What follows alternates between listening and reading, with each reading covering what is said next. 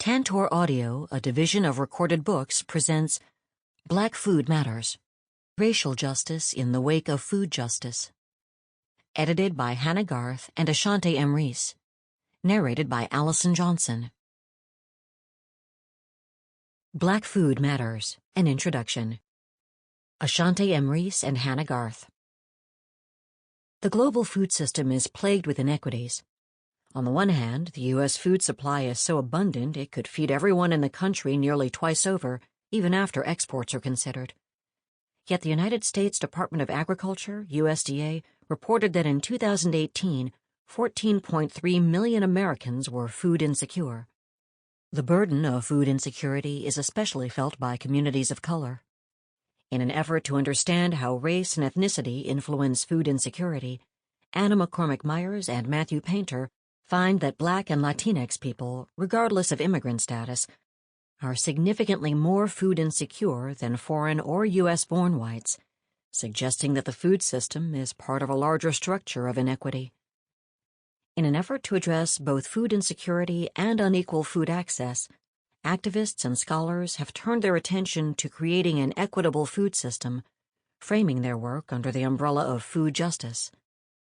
Growing out of the environmental justice movement that is largely led by women of color, food justice has become a theoretical, methodological, and aspirational framework for re-envisioning a world in which access to healthy, affordable food is not a dream, but a reality for all. In recent years, nuanced examinations of this movement reveal that what was once characterized as a singular movement is more a collection of similar, though sometimes diverging, fragmented approaches to food inequity, resulting in varied definitions and applications of the term food justice. At minimum, food justice highlights the problems of a contemporary food system that relies heavily on undervalued labor and the quick and efficient circulation of food products, and is concerned with the unequal distribution of and access to healthy, affordable food. Robert Gottlieb and Anupama Joshi assert that food justice ensures that the benefits and risks of where, what, and how food is grown and produced, transported and distributed, and accessed and eaten are shared fairly, and as part of the process, knowing how food injustices are distributed and experienced form the basis for which a movement can grow. Many Black activists and scholars theorize and frame food inequities as a byproduct of the contestation to Black life, specifically grounding their food justice work from the starting point that just as racism produces increasing surveillance, disproportionate rates of mass incarceration, and income inequities, it also produces food inequities. Leah Penniman argues, racism is built into the DNA of the U.S. food system, beginning with the genocidal land theft from indigenous people, continuing with the kidnapping of our ancestors from the shores of West Africa for forced agricultural labor, morphing into convict leasing, expanding to the migrant guest worker program, and maturing into its current state, where farm management is among the whitest professions, farm labor is predominantly brown and exploited, and people of color disproportionately live in food apartheid neighborhoods and suffer from diet-related illness. This system is built on stolen land and stolen labor and needs a redesign. Our food system and the inequities it produces, in other words, are the afterlife of slavery, the ways the past extends beyond a fixed position or time period to extend into the present day. In this afterlife, one in which the racial calculus devalues Black life, inequities and injustices are not accidental, but the result of deeply entrenched systemic processes. The fruit that is produced from a capitalist economic system from which the expendability of Black life is not tertiary but central. The implications for those of us who study food is that it is not enough to simply examine race in the food system. We must also consider how the food system is part of larger structures that, by design, were never created for Black survival. In this way, food inequities are one manifestation of the afterlife of slavery. Rashid Salam Hislop connects food justice explicitly to racial justice, defining it as the struggle against racism, exploitation, and oppression taking place within the food system that addresses inequality's root causes both within and beyond the food chain. working from the premise that anti-Blackness is pervasive as climate and operates as a precondition for the expendability of Black lives. In her book, Black Food Geographies, Race, Self-Reliance, and Food Access in Washington, D.C., Ashante Reese argues that examining both the specificity and the mundaneness of anti-Blackness opens up possibilities for us to reconsider and imagine constraint and possibility, harm and care, and destruction and community building. We frame this edited volume in similar ways to Hislop, adding the specificity of anti-Blackness that Reese offers, with the hope that within the chapters we may witness seedlings of resistance and refusal. As the chapters in this volume demonstrate, we are talking about not only racial disparities that Black people experience in the food system, but the conditions that produce those disparities. The contested landscape in which Black people shop for, grow, distribute, and consume food is multidimensional. Redlining in housing and supermarkets, nefarious practices of discrimination and exclusionary lending, and ongoing forms of institutionalized discrimination and circuits of capital exacerbate deeply entrenched inequalities and poverty. This is the context from which many food justice movements have taken up the call to provide or fight for healthy, accessible food for all. Intermingled with these contexts, Black communities maintain vibrant Black food cultures that draw from Black history and shift into contemporary variations. Weaving together the contexts of vibrant Black food cultures and the need to incorporate racial justice into the food justice movement, Black Food Matters brings together authors who examine production, distribution, and consumption through the lens of anti-Blackness to explore themes of fugitivity and disposability, the consumability of Blackness and Black food culture, and the everyday resistances that are produced in the making of Black food geographies. Some scholars and activists have pointed to the brokenness of our food system, while others have suggested that there is nothing broken, that the inequities it produces are functions of how it should work, as the push to maximize production and consumption while devaluing labor are integral to capitalist production. This volume operates from the latter assumption. We presume that many of the solutions offered, particularly those related to combating the so-called obesity epidemic and those that stem from the food desert framing, are antithetical to rather than supportive of Black life. Rather than offer solutions to brokenness, these chapters provide some insight into how Blackness is contested even within food justice work, the challenges that emerge when different perspectives of healthy emerge, or how Black people imagine otherwise. In particular, the authors collectively grapple with questions of Black agency and leadership, hypervisibility of Black people as targets for food justice interventions, and how geography influences the particularities of how food resources and food justice efforts unfold in different spaces. We illuminate how Black people are in the midst of their own struggles for justice within the mainstream food justice movement. Though food insecurity, or the threat of it, is a thread that runs throughout the chapters, one of the main arguments of this volume is that food and the fugitive practices Black people employ around food comprise a lens through which we can explore anti-Blackness and Black life. The chapters explore individual and community values, and the influence of history, and the everyday ways that institutions and communities reflect an ongoing struggle to not only meet needs but affirm Black life. The chapters in this volume reflect what pioneering food anthropologist Sidney Mintz urged those who research food to do: to see food as a reflection of socio-political relations that are much broader than what is on our plates. Even in their recognition of a food system that, by design, ensures that Black people and Black spaces are not adequately resourced, many of the chapters still grapple with possibility, challenging popular notions that the only way to understand Black people's relationships with food and food institutions is through lack. What survives? Reading Black life, refusal, and self-determination in food. In 2017, at the Young Farmers Conference held at the Stone Barns Center for Food and Agriculture in New York, Chef Nadine Nelson asked keynote speaker Mark Bittman a question after he and Ricardo Salvador finished their joint presentation on racism and land reform. How do you hold yourself accountable to communities of color and vulnerable communities, to the things you say that you aspire to change? Bittman did not directly answer her question, first saying that he did not know what she meant by hold yourself accountable to, before moving on to field additional questions. Later, North Carolina-based farmer Dallas Robinson declared that Bittman's dismissal of the question was hurtful, and that what was needed was for white men like him to share power and listen to people of color. The National Black Food and Justice Alliance, NBFJA, publicly applauded Chef Nadine and others, declaring that black and brown people have always been the life force of the food movement.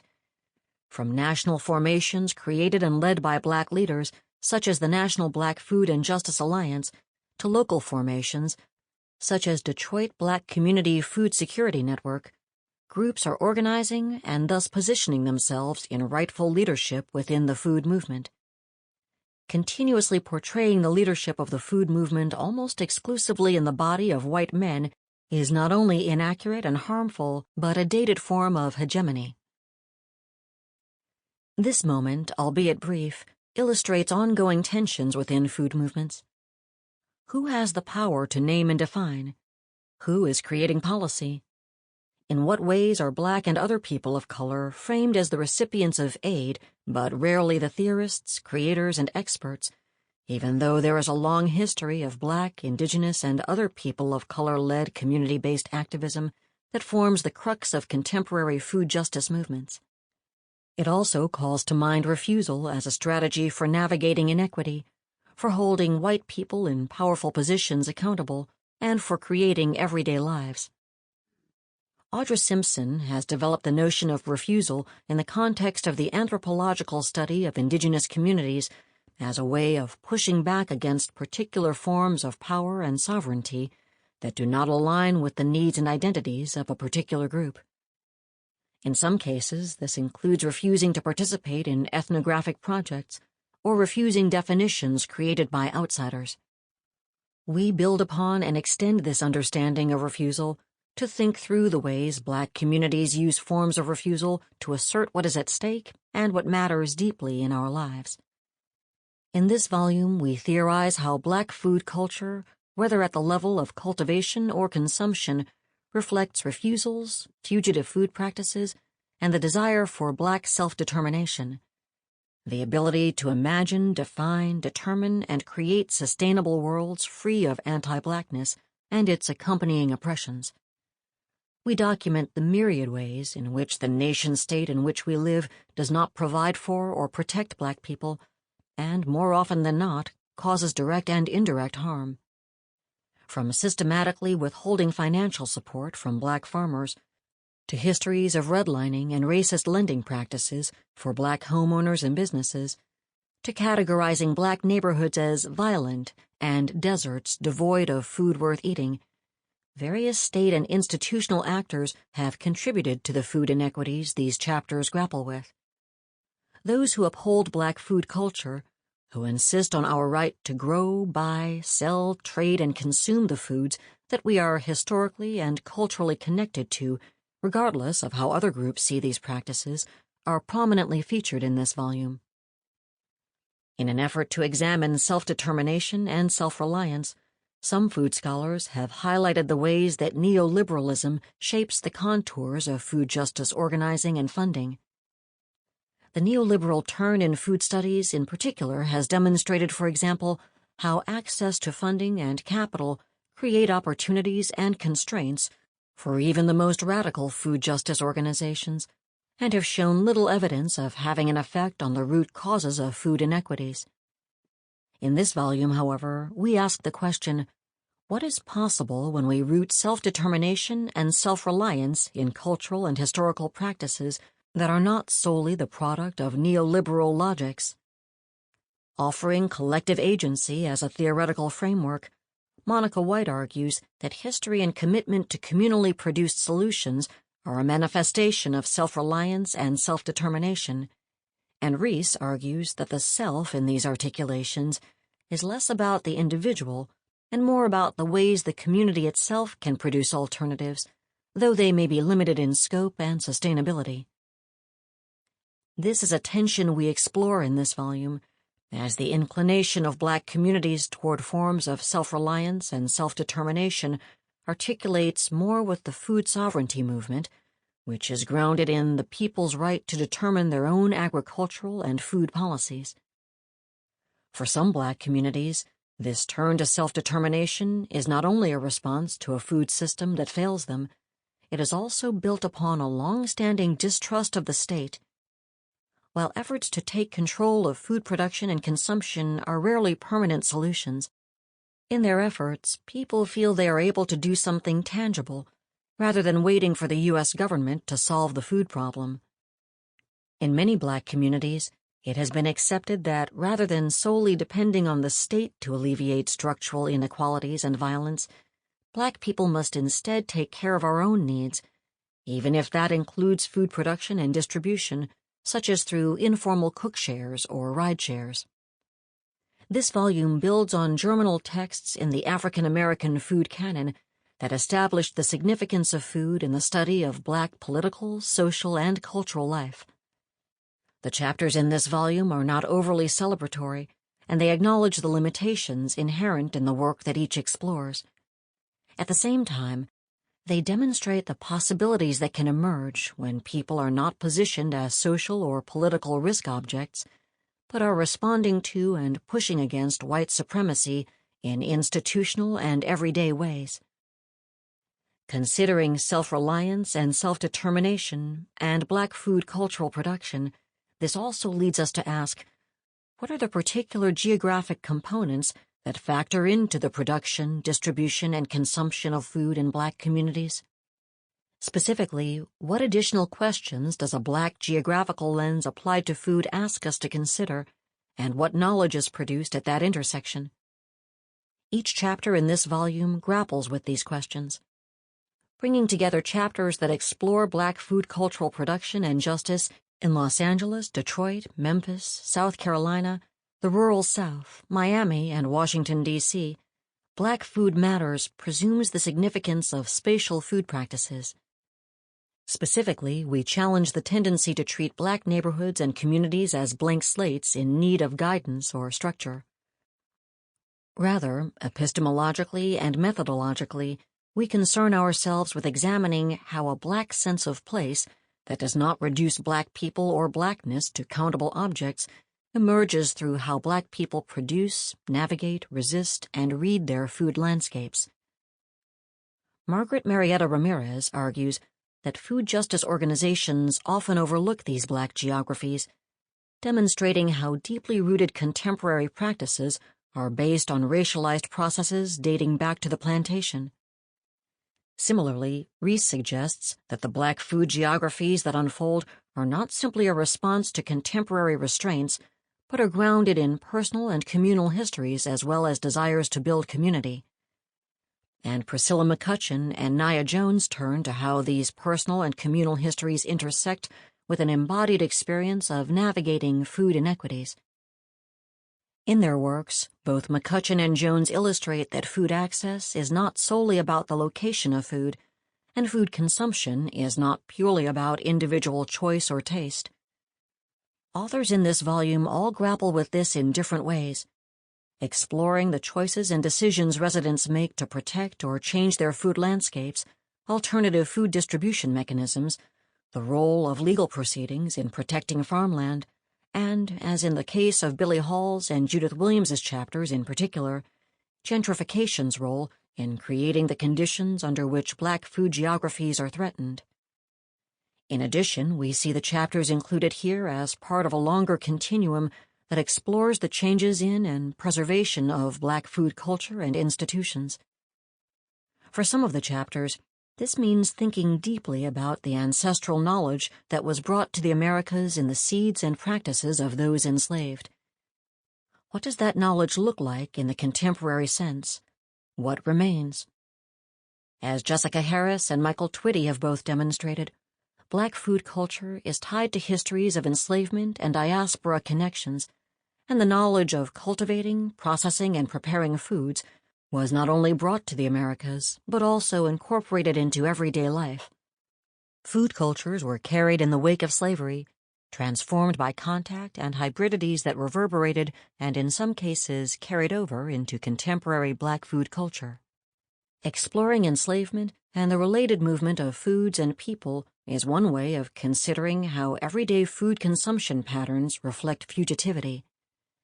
Across the volume, and in particular in Williams's and Rees's chapters, we are challenged to consider the ways that people employ fugitive practices to meet their or community food needs, challenging us to consider the possibility that these practices, too, can fly under the banner of food justice. By fugitive here, we mean an ongoing refusal to accept standards imposed from elsewhere. Fugitivity, then, is a desire for and a spirit of escape and transgression of the proper and the proposed. It's a desire for the outside, for a playing or being outside, an outlaw edge proper to the now always already improper voice or instrument. Building on Tina Campt and Audra Simpson, who both theorize refusal as a creative practice or set of practices that undermine dominant authorities and logics, Damien Sojourner argues that Black fugitivity is based on the disavowal of and disengagement from state-governed projects that attempt to adjudicate normative constructions of difference through liberal tropes of freedom and democratic belonging. Rather than being static or historical acts that happened in the past, Black fugitivity is a central and ongoing part of envisioning other ways of being and relating. In other words, Black fugitivity is, and perhaps always has been, part of the work taken up by those who survive in spite of constant attacks on Black life. These fugitivity practices, in fact, may be the reasons for survival. In this volume, we think and write about what is possible when we examine food through this lens. Appropriating Black food. Amid Black fugitivity and refusal, Black food culture has remained a source of cultural production and community building in spite of ongoing threats to its very existence. The African American food studies canon has carefully documented the erasure of Black cooks and their culinary knowledge from the history of American food more generally. As Toni Tipton Martin demonstrates, Black cooks, usually women, were the creators of the many kinds of delicacies and traditional dishes coming out of early American kitchens. Linked to this idea, as Saidiya Hartman notes, the systematic violence needed to conscript Black women's domestic labor after slavery required locking them out of all other sectors of the labor market, a condition William Patterson described as economic genocide. Race riots, the enclosure of the ghetto, the vertical order of human life, and the forms of value and debt promulgated through emergent forms of racism, what Sarah Haley terms Jim Crow modernity, made it impossible for Black women to escape the white household. Whether under chattel slavery or as underpaid domestic labor, Black women's culinary knowledge and practices were stolen by white cookbook authors, absconded by white housewives, and absorbed into a whitewashed American cuisine, erasing the Black foundations of our food system.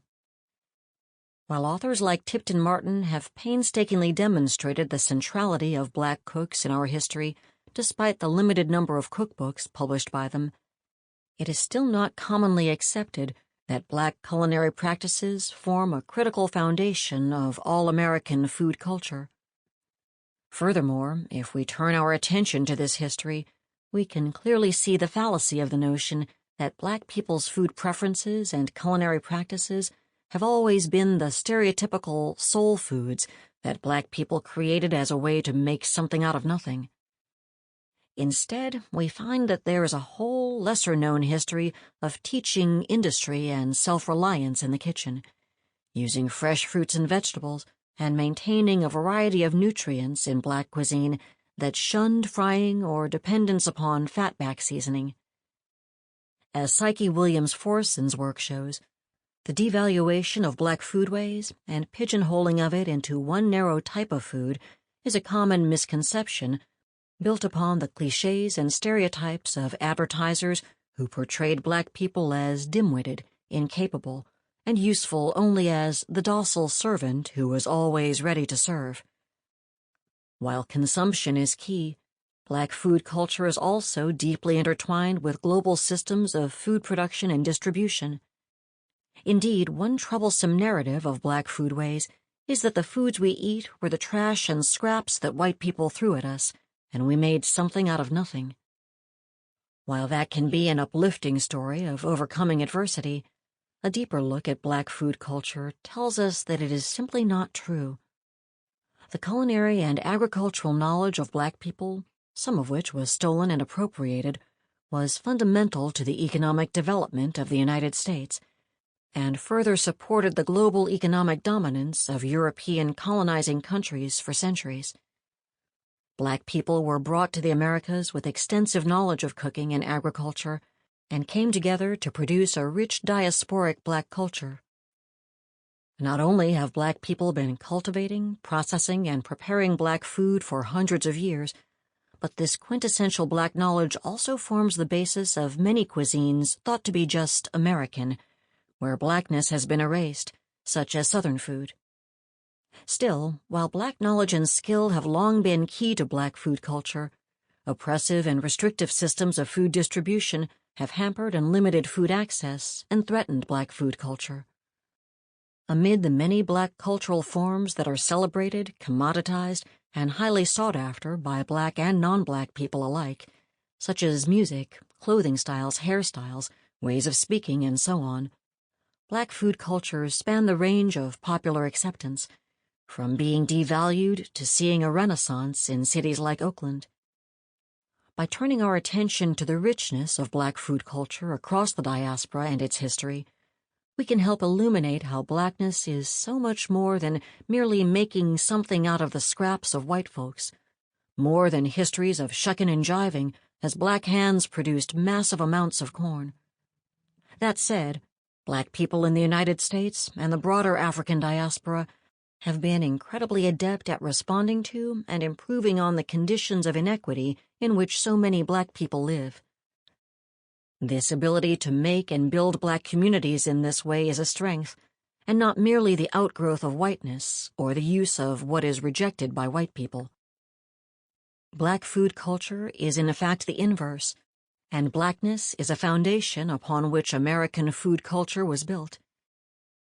While all kinds of people consume and enjoy foods that are culturally Black, the appropriation of those foods means that members of a dominant or privileged group in society adopt or lay claim to the production of and profits from Black food culture. This sometimes leads to stereotypes that are entrenched in the marketing of some foods. As Williams Forson details, images of the Black cook, servant, slave, and mammy have been used by large corporations to sell food products since at least the late 19th century. For instance, in the 1880s, Aunt Jemima materialized as a product of commercial advertising inspired by blackface routines. These kinds of advertisements draw from imagined docile Black, often maternal figures, equate simple with Blackness, and disparage Black intelligence and culinary skills, while simultaneously erasing the Black contribution to American food. The brief history we detail here is tied up with our deliberate move to use Black food culture in this volume, rather than African American food culture. We use Black in multiple ways to indicate Black people, those who are the descendants of African slaves brought to the United States against their will, and those who claim other ties to the African diaspora, such as through the Black Caribbean. We also engage Blackness here as a theoretical concept and political stance. Drawing on W.E.B. Du Bois, Cedric Robinson and Elizabeth Robinson argue that Black people did not always exist in the Americas since the slave trade. They assert the Negro was in place. That is, his docility, ignorance, bestiality, childlike inferiority, that was in place. But a strata was emerging in conflict with that to contest it.